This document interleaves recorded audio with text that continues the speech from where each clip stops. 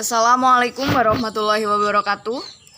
Kami dari kelompok 11 yang beranggotakan saya, Intan Puji Lestari, NPM 2010306080. Yang kedua, Intan Pertiwi, NPM 2010306104. Yang ketiga, Saktia Weningsa Santri, NPM 2010306112. Di sini kami akan mempresentasikan hasil diskusi kami tentang problem solving in mathematics. Dosen pengampu Ibu Fadilah Rahmawati, SPD MPD. Di sini kita akan membahas yang pertama pemecahan masalah dalam matematika, yang kedua ide dari sebuah variabel, yang ketiga aljabar, yang keempat penghitungan aljabar, yang kelima abstraksi dan mewujudkan, yang keenam persamaan dan penyelesaian, yang ketujuh implementasi pada pembelajaran matematika. Pemecahan masalah dalam matematika. Pemecahan masalah dalam matematika memegang peranan penting terutama agar pembelajaran dapat berjalan dengan fleksibel. Polya menjabarkan langkah-langkah pemecahan masalah, yaitu yang pertama, understand the problem, yang kedua, make a plan, yang ketiga, carry out our plan, yang keempat, look back at the complete solution. Joseph Fendi memberikan 5 langkah pemecahan masalah, yaitu yang pertama, merumuskan permasalahan dengan jelas, menyatakan kembali persoalannya dalam bentuk yang dapat diselesaikan, menyusun hipotesis dan strategi pemecahannya, melaksanakan prosedur pemecahan, melakukan evaluasi terhadap penyelesaian. Yang selanjutnya, ide dari sebuah variabel. Himpunan dan variabel adalah 2 dasar matematika. Ide himpunan telah digunakan secara eksplisit dalam matematika, sedangkan ide variabel baru digunakan secara implisit pada beberapa penerapan, di mana kita tidak bisa bekerja tanpa variabel ini. Seringkali merujuk pada suatu objek dengan cara menunjukkan himpunan itu milik apa, tetapi bukan elemen tertentu dari himpunan itu. Misalnya, mobil adalah cara yang lebih pendek untuk mengatakan elemen yang tidak ditentukan dari mobil bermotor. Dalam matematika, elemen yang tidak ditentukan dari himpunan yang diberikan disebut variabel. Variabel diwakilkan dengan huruf.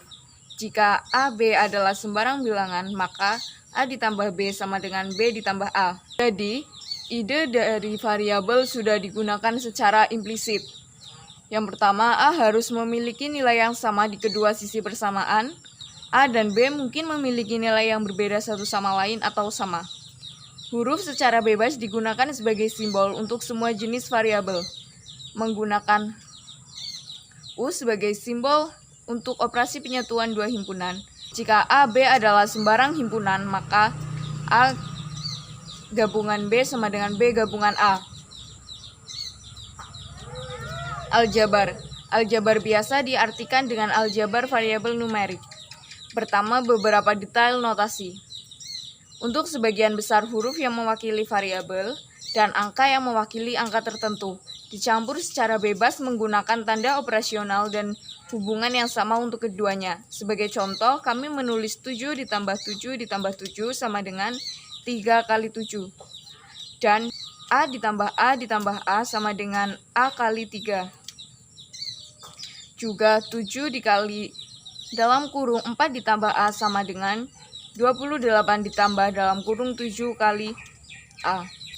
Pada persamaan terakhir menggunakan sifat distributif, kita dapat menyelesaikan perhitungan 7 kali 4, tetapi tidak bisa menyelesaikan perhitungan 7 kali A karena kita tidak mengetahui berapa nilai A. Bila operasi tambah dan kali digabung, maka operasi kali dihitung terlebih dahulu. Kita juga bisa meninggalkan tanda kurung dalam banyak kasus. Misalnya A ditambah B kali C, artinya A ditambah dalam kurung B kali C, bukan A ditambah B kali C. Kedua, untuk produk yang melibatkan variabel, tanda perkalian juga dapat dihilangkan. B kali C dapat ditulis BC, 2 kali B dapat ditulis 2B. Tetapi 2 kali 7 tentu saja tidak pernah ditulis 27, karena ini berarti 2 puluhan dan 7 satuan.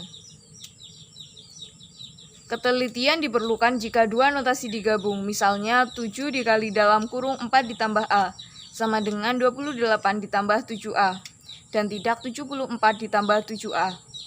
Ini adalah bantuan pada awalnya sampai arti notasi ditetapkan.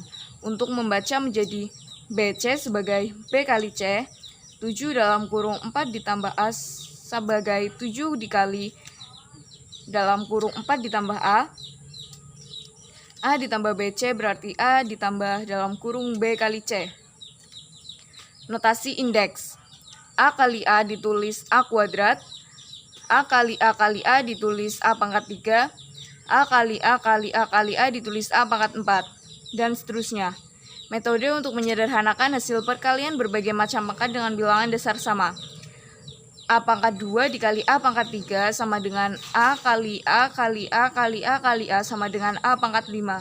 Secara umum, A pangkat M dikali A pangkat N sama dengan A pangkat M ditambah N. Kemudian untuk pembagian, A pangkat 5 dibagi A pangkat 3 sama dengan A kali A kali A kali A kali A per A kali A kali A kali A sama dengan A kali A dibagi 1 sama dengan A pangkat 2 sama dengan A pangkat 5 dikurangi 3. Secara umum, A pangkat M dibagi A pangkat N sama dengan A pangkat M dikurangi N.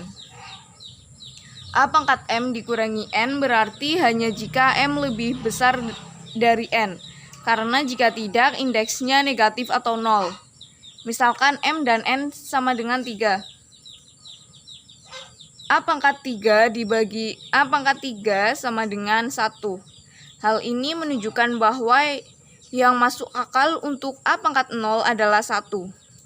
A pangkat 0 dibagi A pangkat 2 sama dengan A pangkat 0 dikurangi 2 sama dengan A pangkat negatif 2. 1 dibagi A pangkat 2 sama dengan 1 per A pangkat 2. Secara umum, A pangkat negatif M sama dengan 1 per A pangkat M. A pangkat 2 dikali 3 sama dengan A pangkat 2 ditambah 2 ditambah 2 sama dengan A pangkat M sama dengan A pangkat 2 kali 3. Secara umum, A pangkat M dikalikan pangkat N sama dengan A pangkat M kali N. A pangkat setengah dikali pangkat 2 sama dengan A pangkat setengah kali 2 sama dengan A pangkat 1 sama dengan A. Selanjutnya akan dijelaskan oleh rekan saya. Selanjutnya yaitu perhitungan dalam aljabar. Yang pertama, A plus B sama dengan B plus A yang merupakan penjumlahan yang bersifat komutatif. Kemudian A plus B dalam kurung plus C sama dengan A plus dalam kurung B plus C yang merupakan penjumlahan bersifat asosiatif. Kemudian AB sama dengan BA merupakan perkalian yang bersifat komutatif. Kemudian AB dalam kurung dikali C sama dengan A dikali BC dalam kurung yang merupakan perkalian bersifat asosiatif. Kemudian A dikali B plus C dalam kurung sama dengan AB ditambah AC merupakan perkalian bersifat distributif terhadap penjumlahan. Sebagai contoh di sini yaitu A plus B kuadrat sama dengan A plus B dikali A plus B. Awalnya, anggap yang kedua A plus B sebagai angka tunggal. Sifat distributif kemudian memberikan A plus B ditambah A plus B sama dengan A dikali A plus B dalam kurung ditambah B dikali A plus B dalam kurung. Sekarang gunakan properti distributif dengan cara biasa, sehingga diperoleh A kuadrat plus AB plus BA plus B kuadrat sama dengan A kuadrat plus AB plus AB plus B kuadrat sama dengan A kuadrat plus 1 dikali AB plus 1 dikali AB plus B kuadrat sama dengan A kuadrat plus 1 ditambah 1 dikali AB plus B kuadrat sama dengan A kuadrat plus 2AB plus B kuadrat. Sehingga diperoleh A kuadrat plus 2AB plus B kuadrat sama dengan A plus B kuadrat. Dengan memberikan nilai B tertentu, misalkan 5, kita melihat bahwa A kuadrat plus 10A ditambah 25 sama dengan A plus 5 kuadrat. Selanjutnya yaitu mengabstraksi dan mewujudkan.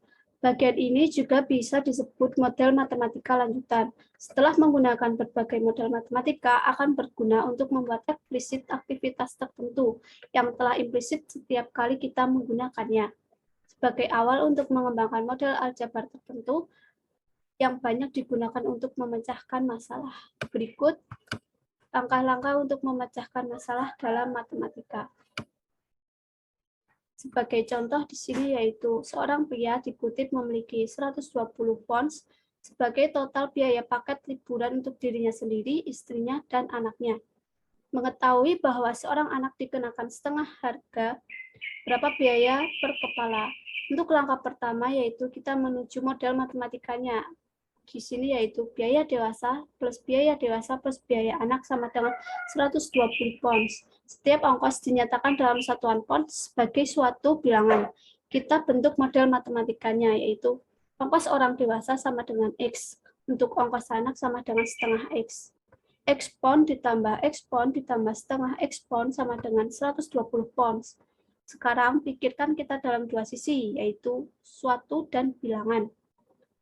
Pengabstraksian dilengkapi dengan penghilangan satuan atau pounds. Ditulis X plus setengah X sama dengan 120.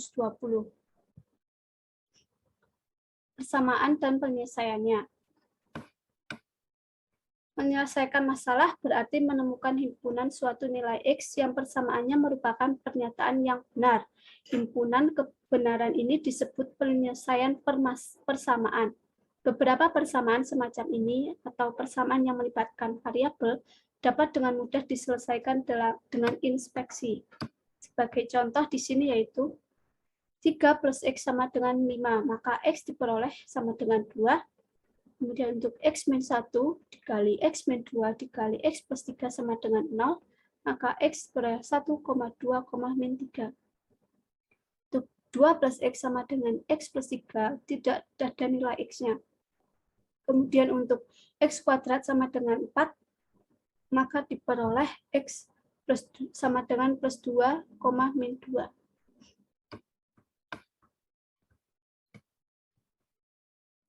Kemudian lusa sama dengan minggu, hari sama dengan Jumat. Jika yang pertama dari pernyataan ini benar, maka yang kedua juga benar. Sebagai contoh, lusa sama dengan minggu, menyiratkan hari ini sama dengan Jumat. Kemudian jika pertanyaan kedua benar, maka pernyataan pertama juga benar. Lusa sama dengan minggu diimplikasikan oleh hari ini sama dengan Jumat. Lusa sama dengan minggu, kemudian hari ini sama dengan Jumat. Tanda panah ini bisa dibaca menyiratkan dan tersirat oleh. Persamaan matematika menjadi semakin kompleks jika perlu sebuah sistem. Sistem ini ketika kami menemukannya akan menjadi skema lain di mana bahan mentahannya akan menjadi persamaan. X sama dengan 4 akan benar jika dan hanya jika X bernilai 4. X plus 1 sama dengan 5 akan benar jika dan hanya jika X bernilai 4. Jadi X sama dengan 4 menyiratkan X plus 1 sama dengan 5. Angka N apapun singkatan dari X sama dengan 4 menyiratkan X plus N sama dengan 4 plus N, yang merupakan persamaan ekuivalen. Selanjutnya yaitu masalah realistis pada matematika. Kawat untuk elemen api listrik memiliki hambatan 25 ohm per meter panjangnya. Berapa panjang kawat yang harus digunakan untuk elemen 1000 watt jika EMF adalah 240 volt? Hubungan antara output daya, GGL, resonansi, total diwujudkan dalam model di mana W sama dengan E kuadrat plus R. W watt adalah output daya, E volt adalah GGL listrik, dan R ohm adalah restansi. Ini dengan unit yang terpasang adalah ukuran kualitas fisik. W, E, R sendiri adalah variabel numerik. Dalam soal ini, W bernilai 1000 dan E bernilai 240. 1000 sama dengan 240 kuadrat per R. Dikalikan kedua sisinya dengan R, maka diperoleh 1000 R sama dengan 240 kuadrat. Bagi kedua sisi tersebut dengan 1000, maka diperoleh R sama dengan 240 kuadrat per 1000. Kemudian bentuk sederhananya R sama dengan 57,6. Mewujudkan kembali ini dalam masalah resistansi total kabel halus 57,6 ohm. Jika setiap meter kawat memiliki hambatan 25 ohm, maka dibutuhkan 2,3 meter. Kesimpulannya yaitu pemecahan masalah atau problem solving idealnya menjadi sentra dalam pembelajaran matematika, karena pemecahan masalah selalu melingkupi aktivitas manusia. Pemecahan masalah dekat dengan kehidupan sehari-hari. dan pemecahan masalah dapat melibatkan proses berpikir secara optimal. Aljabar berkaitan dengan pernyataan yang melibatkan variabel apapun. Semua variabel yang dimaksud adalah variabel numerik, angka yang tidak ditentukan, kecuali dinyatakan lain. Mereka dapat berupa bilangan apa saja, bilangan asli, bilangan bulat, pecahan, rasional, ataupun bilangan real. Ini adalah jenis aljabar pertama yang dikembangkan, dan mungkin masih yang paling banyak digunakan. Jadi dengan sendirinya, aljabar biasanya berarti aljabar variabel numerik, di mana aljabar terdapat beberapa langkah untuk memecahkan suatu pemecahan masalah, yaitu perhitungan aljabar, mewujudkan dan mengabstraksikan, dan yang terakhir persamaan dan penyelesaiannya. Implementasi pembelajaran matematika. Diberikan persoalan 2 tahun yang lalu, seseorang laki-laki umurnya 6 kali umur anaknya. 18 tahun yang akan datang, umurnya akan menjadi 2 kali umur anaknya. Berapakah umur mereka sekarang? Untuk memecahkan masalah ini dapat melalui beberapa tahap. Yang pertama, memahami masalah. Diharapkan siswa dapat menuliskan apa yang diketahui dan ditanyakan dari suatu masalah yang diberikan. Contohnya, diketahui 2 tahun yang lalu umur seorang ayah 6 tahun umur anaknya. 18 tahun akan datang, umur ayahnya 2 kali umur anaknya. Dan ditanyakan, berapa umur ayah dan anaknya sekarang? Selanjutnya masuk ke tahap kedua, yaitu merencanakan pemecahan. Siswa dapat menuliskan langkah-langkah yang akan digunakan dalam memecahkan suatu masalah yang diberikan yang mengarah pada jawaban yang benar dan lengkap. Dimisalkan, saat ini umur ayah X tahun dan umur anaknya Y tahun. Dicari hubungan antara umur ayah dan anak 2 tahun yang lalu dan 18 tahun yang akan datang untuk dapat menemukan nilai X dan Y.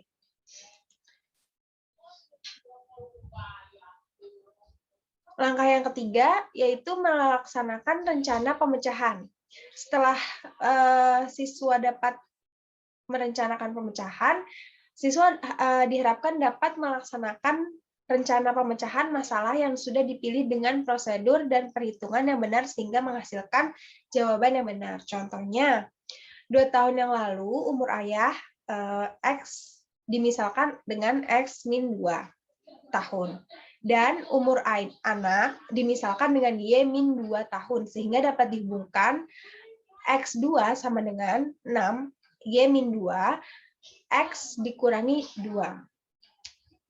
Sama dengan 6 dalam kurung Y min 2 tutup kurung, X min 2. Menghasilkan persamaan 1, yaitu 6Y min 12X sama dengan 6Y min 10. Itu persamaan satunya. Kemudian 18 tahun lagi umur ayah, dimisalkan yang kedua umur ayah X ditambah 18 tahun. Dan umur anak dimisalkan Y ditambah 18 tahun. Sehingga ada hubungannya X ditambah 18 tahun sama dengan 2 dikali dengan Y ditambah 18, X ditambah 18. Menghasilkan mendapatkan persamaan yang kedua, yaitu 2Y ditambah 36.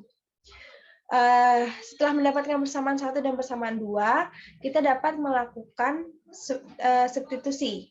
Jadi kita mensubstitusi persamaan 1 ke persamaan 2. 6Y min 10 ditambah 18 sama dengan 2Y ditambah 36, 6Y ditambah 18. Sama dengan 2Y ditambah 36, 4Y. Menghasilkan 28Y. Dan Y-nya sendiri didapatkan hasil 7. Lalu setelah mendapatkan hasil dari substitusi pertama dan substitusi kedua, kita mensubstitusi persamaan ketiga dan persamaan pertama, yaitu X sama dengan 6 dikali 7 min 10. Sama dengan 42 dikurangi 10 menghasilkan 32. Jadi umur ayah atau X sama dengan 32 tahun dan umur anaknya Y sama dengan 7 tahun. Langkah terakhir adalah memeriksa kembali. Sebelum menyelesaikan permasalahan, siswa harus dapat menuliskan proses pengecekan jawaban yang ia lakukan dengan benar dan lengkap. Contohnya, saat ini umur ayah 32 tahun dan umur anak 7 tahun. Maka, 2 tahun yang lalu umur ayah 32 tahun dikurangi 2 sama dengan 30 tahun.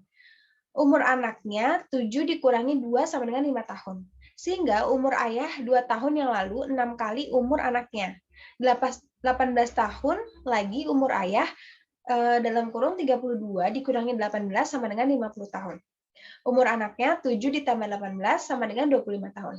Sehingga umur ayah 18 tahun lagi 2 kali umur anaknya. Jadi sekarang umur orang laki-laki itu adalah 32 tahun dan umur anaknya adalah 70 tahun.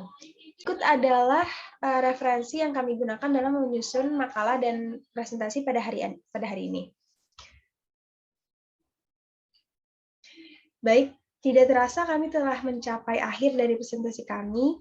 Jika terdapat kesalahan dalam penyampaian dan kekurangan dalam materi, mohon dibukakan pintu maaf yang sebesar-besarnya. Akhir kata saya ucapkan wassalamualaikum warahmatullahi wabarakatuh. Terima kasih.